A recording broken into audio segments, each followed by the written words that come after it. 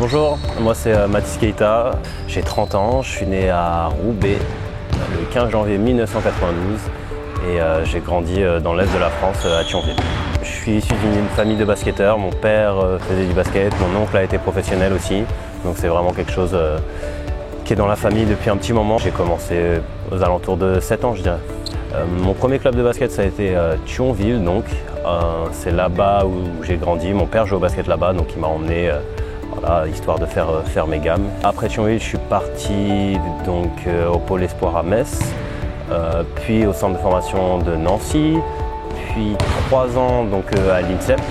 Ensuite, à mes 18 ans, je suis parti aux États-Unis pendant 4 ans, donc 2 ans à l'université de Gonzaga et 2 ans dans l'université de IUP. Et ensuite, j'ai commencé donc, ma carrière professionnelle en France à 22 ans.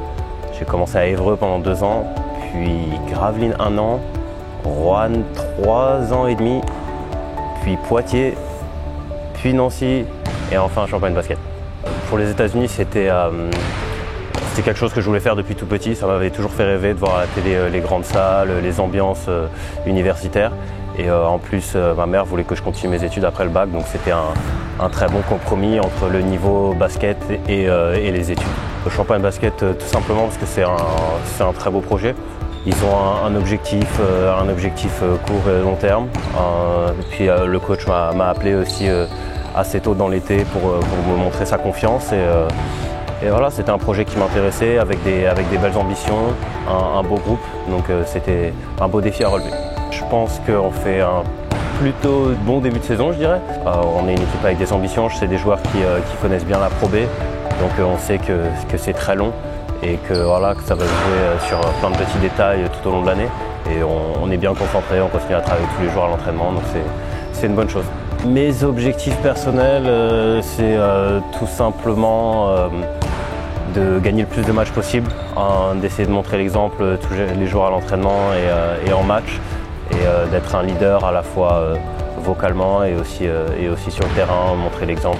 Il ne faut pas se concentrer sur un objectif à long terme. Je pense que pour une saison, ce qui est important, c'est vraiment de se concentrer sur chaque match, même si c'est un peu une réponse bateau, mais c'est comme ça que ça se passe. C'est vraiment rester concentré et prendre tous les matchs un par un et voilà, être concentré sur le prochain match, sur le prochain match, sur le prochain match. C'est que comme ça que après on peut réussir à avoir des objectifs un peu plus lointains. D'autres passions. Quand on a un peu de repos, j'aime bien aller me balader en vélo tranquillement, histoire de prendre l'air. Après, voilà, je regarde quand même pas mal de films, films, séries, classiques pour me reposer. Et puis la bonne bouffe. Voilà, dès que j'ai l'occasion de faire un petit resto sympa ou de cuisiner, c'est quelque chose qui prend pas mal de mon temps aussi. Aux supporters, venez nombreux et continuez de nous supporter et on a hâte de vous voir pour le prochain match.